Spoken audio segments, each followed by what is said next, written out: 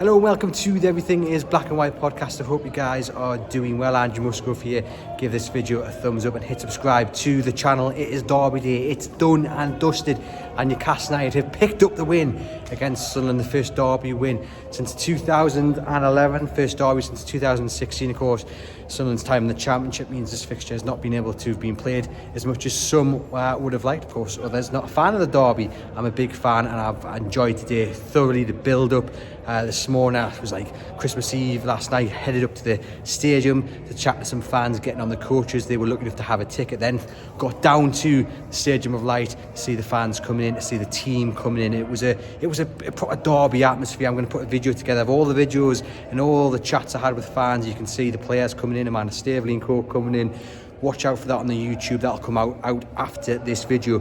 But just a brief kind of reflection on today's game. I thought Newcastle actually looked a little bit nervous in the opening 45 minutes, and I think Sunderland may well look back on this game with a little bit of regret that they didn't try and push Newcastle a little bit further. I don't think they were necessarily able to. There were times earlier on in the first half where you could see they were trying to press, but tired legs, maybe that wasn't the game plan. I don't know. And once Newcastle got the first goal, a Dan Bollard own goal, came from fantastic work from Joelinton down the left. Once that settled Newcastle's nerves slightly, Newcastle became better in possession on the ball, because I did think for quite a while in the first half they were very careless in possession. They were trying to get the ball to Isak, but it was more hopeful punts than an actual clinical pass, and they needed to be careful. They needed to be more careful with the ball in their possession, and they were. Once that goal came in, it settled the nerves, and they came out in the second half and grabbed the second goal straight away. It was a Sunderland mistake.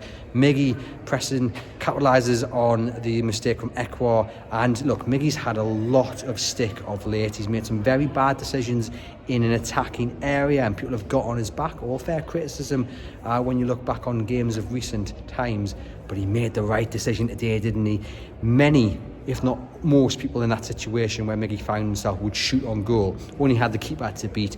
He rolls it into the path of Isak, and Isak puts it in the back of the net. Plaudits to MIGUEL ALMIRON making the right decisions. And actually, how praised him in his post-match press conference, talk about the physicality of MIGUEL ALMIRON, what he brought to Newcastle today. I had a text from my uncle who said MIGUEL ALMIRON was his man of the match. Let me know in the comments, what did you make of Miggy's performance? Was he your man of the match? I did think he put in a lot of running, and just for me, that assist, he deserves praise. We're going to criticise him for making the wrong decisions, we praise him for making the right decisions. And then you had the penalty comes from Anthony Gordon again, and another Sunderland mistake. Isak pressing the Sunderland defence, it rolls down to Gordon, who's then down the left, and he just had this defender on toast, and it was only ever going to end up in one of two ways: a shot on goal for Newcastle United, or being brought down for a foul. And in the end, it was a penalty. It was a stone wall penalty. Isak steps up and puts it into the back of the net, and that, you know, was that. And Newcastle could have had a couple more. They were laying halfway through the second half with every pass. They were comfortable. Sunderland have got a young side, and they didn't really know how to handle Newcastle's experience. I thought it was a derby, wasn't it? The atmosphere was ferocious, from the players coming into the stadium, to the chants on the terraces, to the tackles on the pitch. There were some really tough tackles going in throughout the game. There was one on poor Lewis Miley, and Longstaff went over to look at 9, and I think just a little word in his ear, kind of pick on someone your own size, lad. And then there was a flashpoint between Gordon and the Sunderland defender. Then Isak comes rushing in. That was really the only main flashpoint to talk about, but there was definitely an undercurrent, wasn't there? And fantastic to see the time we had Derby back. I think we have to speak about Kieran Trippier. He was the target of quite a few chances on the terraces. I thought he handled the occasion really well. You know, he's not been in the best of form of late. I thought it was maybe a bit of a gamble to play him with his head be in the right space, but a real leader's performance today, I thought.